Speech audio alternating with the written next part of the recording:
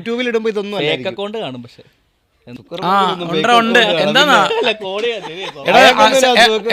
Facebook. ഇതും പറഞ്ഞുതരാം ഞാൻ. ഫേക്ക് അക്കൗണ്ടിന്റെ പേര് ഞാൻ പറഞ്ഞു, അശ്വതി അച്ചു. സുക്കർബർഗിന്റെ എടാ അതല്ലടാ ഫേക്ക് ഐഡി, അശ്വതി അച്ചു റോസാപ്പൂവിന്റെ DP. എടാ സുക്കർബർഗ് നീ ആയിരുന്നല്ലേ 11 മണിക്ക് നീ വാടാ ഇനി.